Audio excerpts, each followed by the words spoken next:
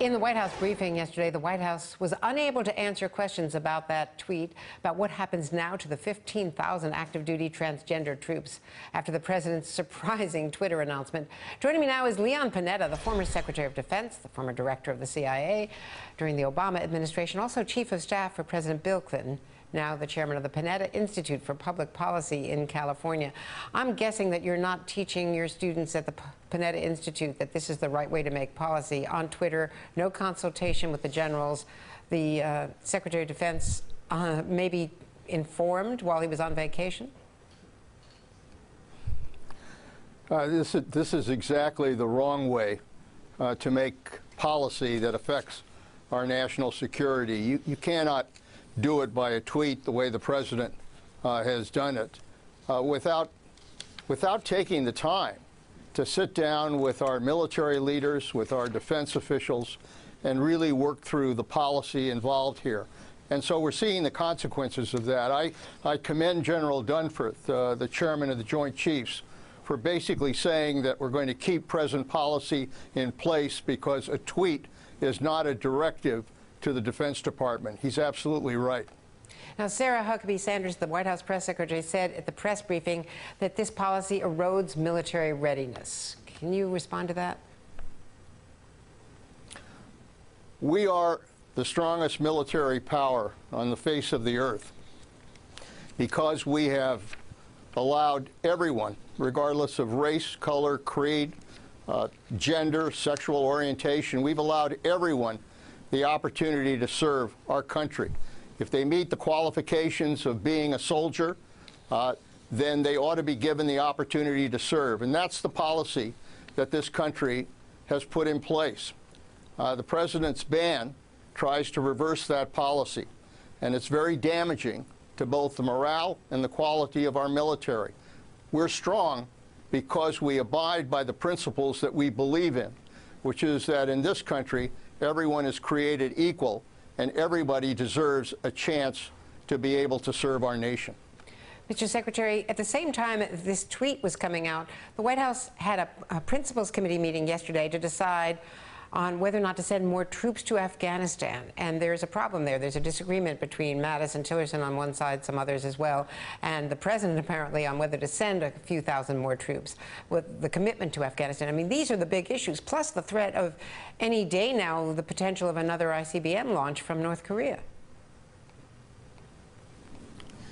Andrea, we are living in a very dangerous world. I've never seen this many flashpoints in the world that could erupt into a larger conflict, whether it's in the Middle East, whether it's Syria, whether it's ISIS, whether it's Iran, whether it's North Korea, whether it's Afghanistan, whether it's the whole issue of cyber war, whether it's Russia, whether it's China.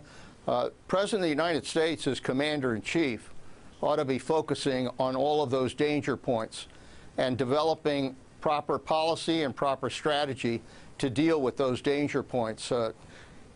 The fact that he's spending his time tweeting, publicly demeaning his Attorney General, talking politics to the Boy Scouts, doing things that no other president has ever done in the history of this country, I think is weakening his position as Commander-in-Chief and is sending a terrible message to the world that the United States is not living by the standards that we say are important to our democracy.